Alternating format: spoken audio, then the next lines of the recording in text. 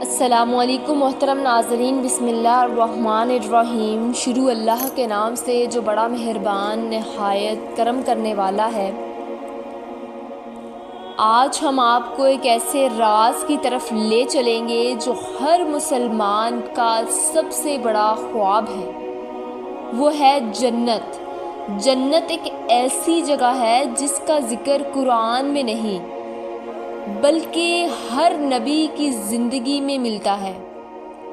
ہر انسان کے دل میں ایک ہی تمنا ہے کہ اس کی آخری منزل جنت ہو۔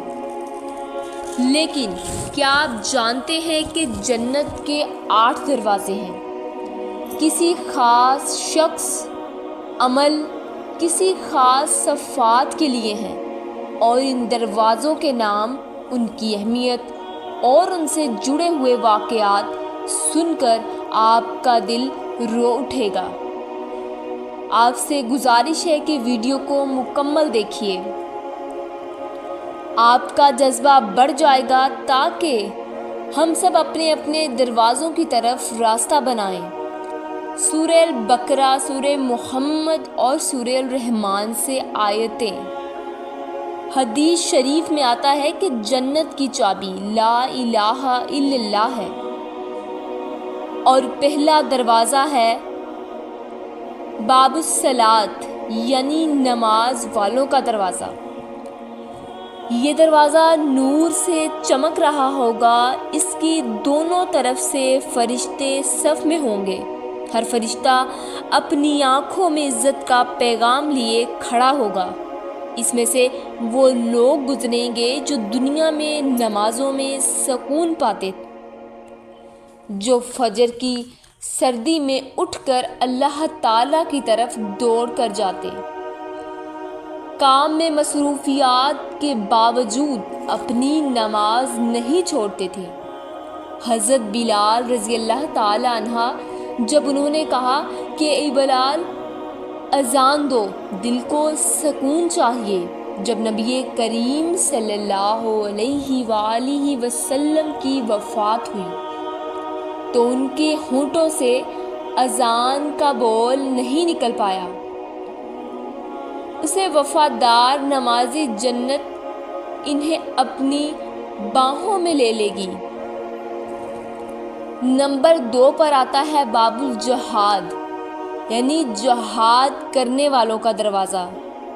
یہ دروازہ بڑے بڑے شیروں، تلواروں کی چمک اور شہداء کی روح کی خوشبو سے مہکا ہوگا۔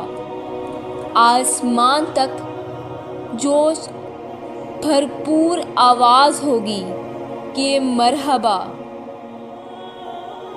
یہ تم ہو جو اللہ کے لیے لڑے، جو صرف تلوار نہیں، اپنے نفس سے، اپنی برائیوں سے ہر روز ہر گھڑی لڑتے رہتے، وہ بھی جنہوں نے حق کے لیے اپنی جان کا نذرانہ دیا۔ حضرت علی رضی اللہ تعالی عنہ جب انہوں نے اپنے دشمن کو گرا دیا بھی انہوں نے تلوار نہیں چلائی، کیونکہ وہ غصے میں آئے تھے۔ یہ جہاد الاکبر تھا، اپنے غصے کو مارنا۔ پھر آتا ہے باب الصدقہ، صدقہ دینے والوں کا دروازہ۔ صدقہ دینے والوں کا دروازہ، یہ دروازہ سونا، چاندی اور حرام سے دور رہنے والی نورانی چمک سے بھرا ہوگا۔ اس کے سامنے غریب، یتیم اور مدد پانے والوں کی روحیں دعا کر رہی ہوں گی۔ وہ لوگ جنہوں نے دنیا کی دولت کو کبھی اپنا نہیں سمجھا، جو خاموشی سے صدقہ دیتے رہے اللہ تعالیٰ کے واسطے بنا کسی رعایا کے۔ حضرت عثمان رضی اللہ تعالیٰ عنہ جب انہوں نے پوری فوج کے لیے کنواں کھدوایا، سب کچھ لٹا دیا، دنیا میں سب کچھ ختم، لیکن جنت کا یہ دروازہ ان کا منتظر رہے گا۔ پھر آتا ہے باب الرائین، روزے داروں کا دروازہ۔ یہ دروازہ شہد، دودھ اور میٹھی خوشبو سے بھرا ہوگا۔ فرشتے مسکراتے ہوئے کہہ رہے ہوں گے، السلام علیکم، تم نے دنیا میں اپنی بھوک پیاس برداشت کی، اب کبھی پیاس نہیں لگے گی۔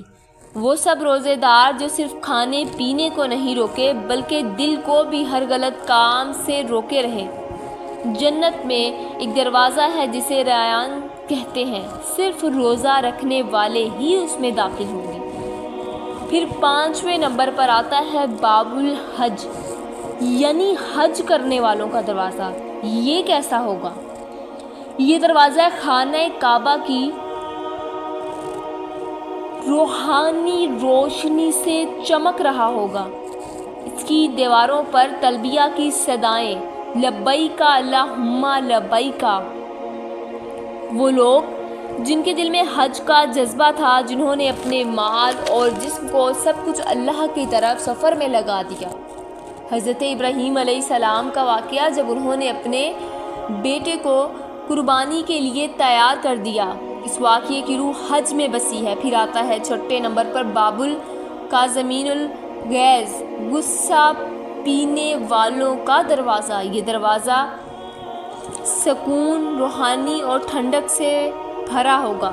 فرشتے ہر آنے والے سے مسکرا کر کہیں گے، اس دنیا میں اللہ نے تمہارے لیے صبر کا پیغام رکھا ہے۔ وہ لوگ جو نفرت، دکھ، دھوکہ اور سب کچھ سہ کر اپنے غصے کو دباتے تھے، دوسروں کو معاف کر دیتے تھے، جسے غصے پر قابو ہے، اللہ تعالیٰ اس کے لیے جنت کی گارنٹی دیتا ہے۔ 7ویں نمبر پر آتا ہے باب الایمان، ایمان والوں کا دروازہ۔ روشنی، نورانی، آسمانی رنگوں کا ایک دروازہ صرف مومنین کے لیے فرشتے سلام کرتے ہوئے ملیں گے۔ وہ جو دنیا فتنوں میں بھی اپنا ایمان نہیں چھوڑتے، چاہے موت بھی سامنے ہو، جن میں دل میں اللہ تعالیٰ کا یقین ہمیشہ رہتا ہے۔ حضرت ابوبکر صدیق رضی اللہ تعالیٰ عنہ، جن کا ایمان وہ مثال ہے جو قیامت تک رہنے والی ہے۔ 8ویں نمبر پر آتا ہے باب الذکر، یعنی ذکر کرنے والوں کا دروازہ۔ حرف اللہ تعالیٰ کے نور سے چمکتا ہوا سبحان اللہ، الحمدللہ، اللہ اکبر کی گونج ہر طرف ہوگی۔ وہ جو ہر وقت اللہ تعالیٰ کو یاد رکھتے، زندگی کے ہر پل میں شکر گزار کرتے، جن کے دل ذکر سے آباد رہتے۔ حضرت فاطمہ رضی اللہ تعالیٰ عنہا کا واقعہ، جب انہوں تکلیفوں میں بھی اللہ تعالیٰ کا شکر کرتی رہیں اور ذکر میں گم رہتی تھیں۔ امید کرتے ہیں آپ کو ہماری آج کی ویڈیو اچھی لگی ہوگی۔ اگر آپ کو ہماری ویڈیو پسند آئی ہے تو ہمارے چینل کو سبسکرائب کریں، لائک کریں، کامنٹس کریں۔ ملتے ہیں نیکسٹ ویڈیو میں۔ اللہ حافظ۔